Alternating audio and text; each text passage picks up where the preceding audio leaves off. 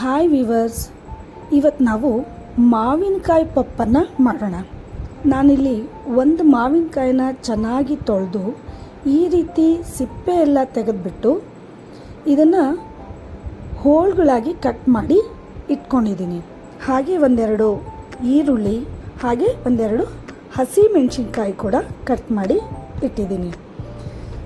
ತೊಗರಿಬೇಳೆನ 1 ಕಪ್ನಷ್ಟು ತೊಳೆದ್ಬಿಟ್ಟು ಈ ತೊಗರಿಬೇಳೆಗೆ ನಾವು ಎಷ್ಟು ಬೇಕೋ ಅಷ್ಟು ನೀರನ್ನು ಹಾಕಿ ಹಾಗೆ ನಾವು ಕಟ್ ಮಾಡಿ ಇಟ್ಟಂಥ ಮಾವಿನಕಾಯಿ, ಈರುಳ್ಳಿ ಹಾಗೆ ಹಸಿ ಮೆಣಸಿನ್ಕಾಯಿನ ಹಾಕ್ಕೋಬೇಕು.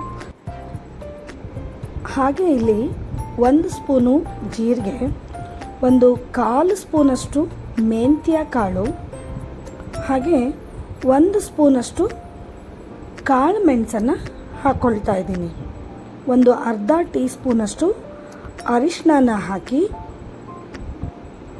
1 ಸ್ಪೂನಷ್ಟು ಎಣ್ಣೆನ ಹಾಕಿ ಈಗ ಇದನ್ನು ಲಿಡ್ ಕ್ಲೋಸ್ ಮಾಡಿ ನಾನು 3-4 ವಿಸಲನ್ನು ಕೂಗಿಸ್ಕೊಳ್ತೀನಿ. ನೀವು ಪಪ್ಪಿಗೆ ಹೆಸರುಬೇಳೆ ಕೂಡ ಬಳಸ್ಕೋಬೋದು.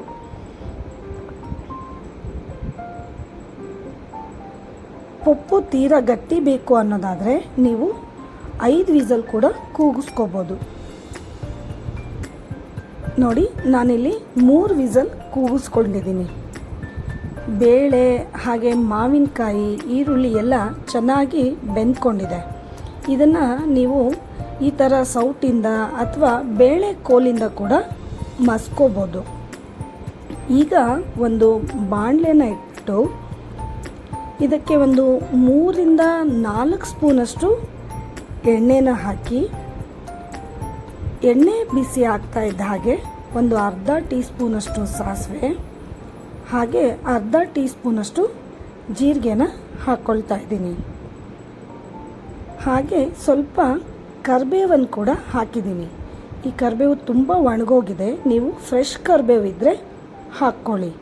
ಹಾಗೆ 1-2 ಕೆಂಪು ಮೆಣಸಿನ್ಕಾಯಿನ ಒಗ್ಗರಣೆಗೆ ಹಾಕ್ಕೊಂಡಿದ್ದೀನಿ. ನೀವು ಎಣ್ಣೆ ಬೇಡ ಅಂದರೆ ತುಪ್ಪ ಕೂಡ ಬಳಸಿ ಒಗ್ಗರಣೆನ ಮಾಡ್ಕೋಬೋದು. ಈಗ ನಾವು ಮುಂಚೆನೇ ಬೇಯಿಸಿ ಇಟ್ಟಂಥ ಈ ಬೇಳೆ ಮಿಶ್ರಣನ ಈ ಒಗ್ಗರಣೆಗೆ ಹಾಕ್ಕೊಳ್ಳೋಣ.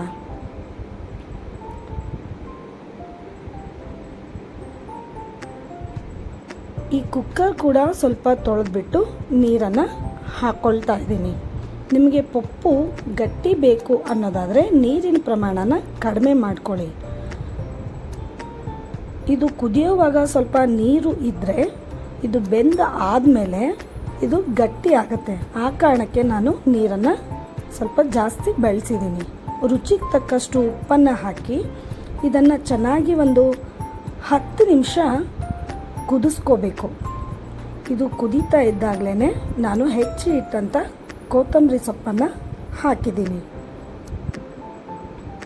ಈಗ ಫ್ಲೇಮನ್ನು ಆಫ್ ಮಾಡಿ ಲಿಡ್ಡನ್ನು ಕ್ಲೋಸ್ ಮಾಡಿ 5 ನಿಮಿಷ ಬಿಟ್ಟು ಆಮೇಲೆ ತೆಗೆದು ನೋಡಿದರೆ ಇದು ಈ ರೀತಿ ಗಟ್ಟಿಯಾಗಿರುತ್ತೆ. ಇದನ್ನು ನೀವು ಚಪಾತಿ, ರೈಸು ಹಾಗೆ ದೋಸೆ ಈ ಥರ ಯಾವುದ್ರ ಜೊತೆ ಆದರೂ ಸರ್ವ್ ಮಾಡ್ಬೋದು. ನೀವು ಒಂದು ಸರಿ ಮನೆಯಲ್ಲಿ ಟ್ರೈ ಮಾಡಿ, ಹೇಗಾಗಿದೆ ಅಂತ ಕಮೆಂಟ್ ಮಾಡಿ ತಿಳಿಸಿ. ಹಾಗೆ ಈ ಚಾನಲ್ನ ಸಬ್ಸ್ಕ್ರೈಬ್ ಮಾಡಿ.